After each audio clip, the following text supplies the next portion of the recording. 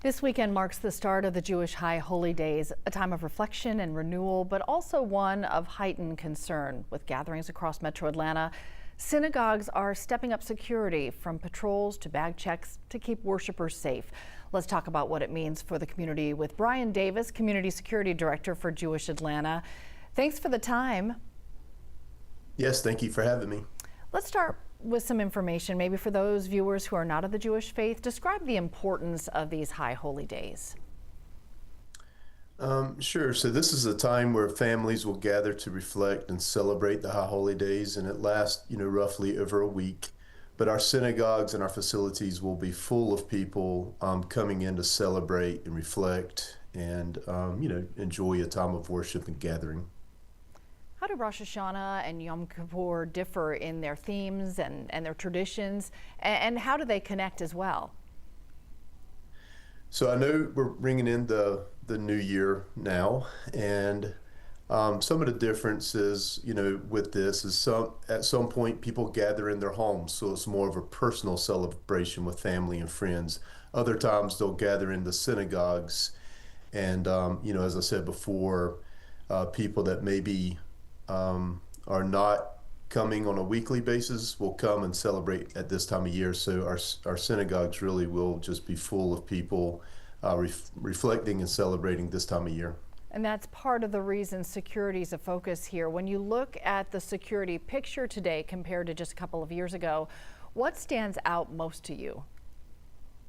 Of course, after the attacks of Hamas on October 7th, we have really had to pick up our vigilance around all of our facilities, all of our organizations, to just make sure everybody's following their policies and procedures, that they have plans in place to stay safe.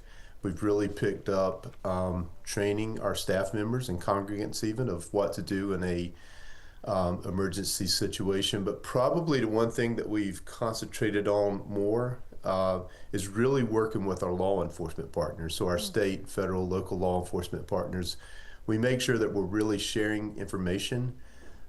Secured Community Network has a 24/7 intelligence desk that gathers information, not just here in America, but around the world, to make sure that we're following all anti-Semitic behavior incidences, and we're trying to really combat anti-Semitism.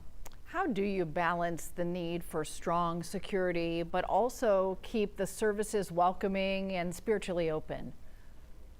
That's always the biggest question, and one thing that we really work with each organization sort of on a personal basis, kind of a one-on-one, where we try to make sure that they feel good, that they have balanced that welcoming stance, that welcoming feeling when you come in, that you're being greeted. But I think people these days really want to feel secure also. All of our facilities have off-duty police officers working, or professional security personnel working on the campuses. And I think people have come to expect that type of security, and it makes them feel safer when they're gathering in a place where security is not only on the exterior but interior, and that your facility has taken their responsibility to keep you safe very seriously, and they've really worked on it year round. Yeah, these are conversations that we're having in places maybe a lot of people thought we